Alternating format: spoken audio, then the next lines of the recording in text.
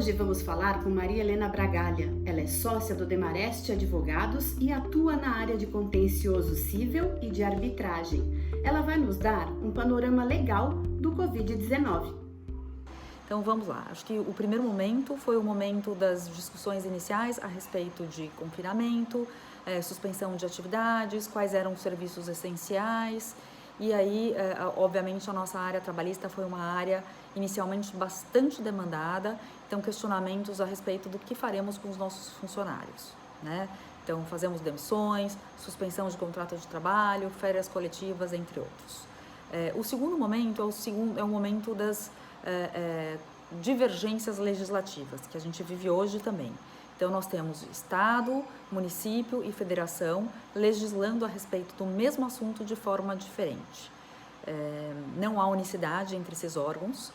O Supremo Tribunal Federal, por meio do ministro Marco Aurélio, deu uma decisão numa ação declaratória de inconstitucionalidade reconhecendo a competência dos três entes para legislar a respeito do assunto.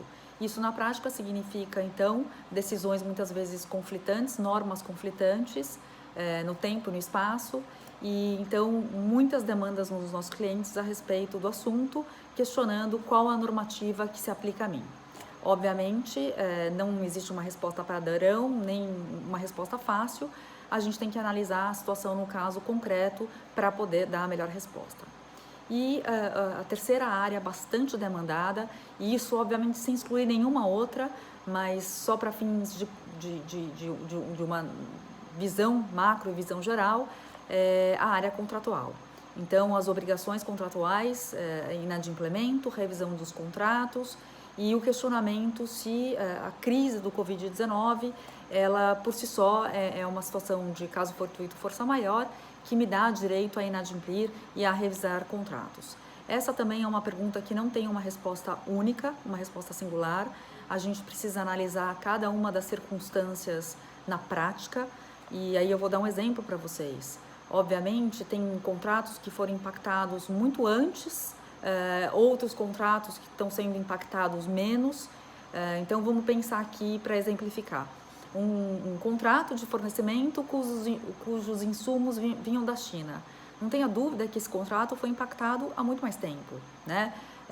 Situações de atividades que ainda permanecem, ainda que de maneira diminuta ou reduzida. O impacto desses contratos, ele obviamente, ele é reduzido, ele é diminuto. Então, a gente precisa analisar cada uma das circunstâncias de maneira pontual para poder dar uma resposta específica para os nossos clientes.